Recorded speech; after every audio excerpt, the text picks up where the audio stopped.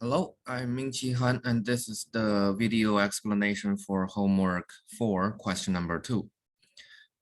So in this question, we are given that X is a uniform distribution over -1 to 1, and Y, or let's say that the probability density function of Y is this.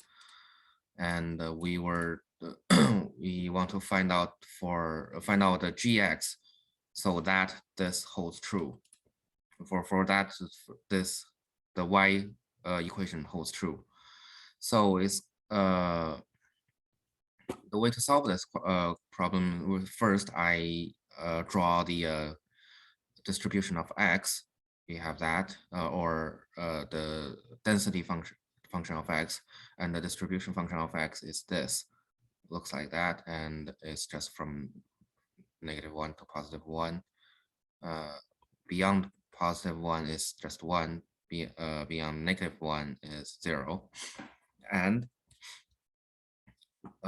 we can set that the probability distribution function of x is equal to that of y in order to express express y in the form of x. However, this part is let's see. We have the required distribution density function of y over here. So in order to get the distribution function, it's just we need to do the integration over this, and the integration we get is -e to the -y plus c, because it's a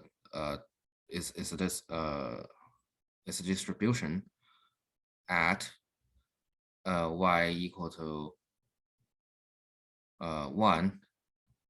Let's say let's see if that's correct. Oops. Yep, let's at y equal to 1, this should be 1. So we have c equal to 0, so that the probability distribution function would be fy y equal to 1 minus e to the y. And oops, here we have that equation.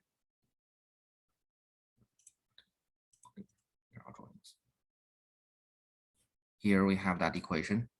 All we need to do is to use this part and represent y in terms of x. And because we assume that this is true, this part equal to that part,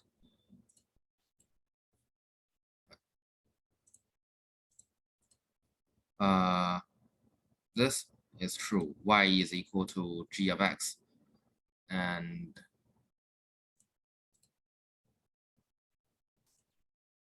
we have y represented in x. This thing is also g of x. There's one thing that's of importance, that we have the function of f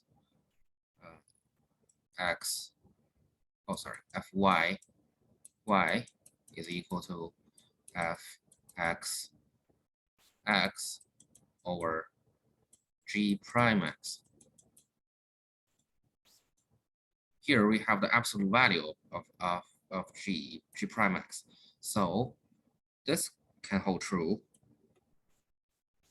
This can also hold true, but in this case, we consider this.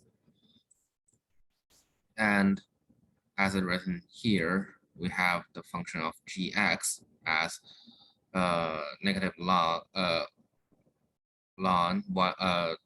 1 minus x over 2. That's over this range because x is defined at this range. And whatever's and that function looks like this. Oh, sorry. Well, I believe that function looks like this if you plot that, and it's defined at -1, +1. Anything beyond here should be 0. Anything beyond that location should be infinite because it's rising up infinitely. So we have the the the gx function over here written as these separate equations for separate ranges. And that's pretty much it for this question.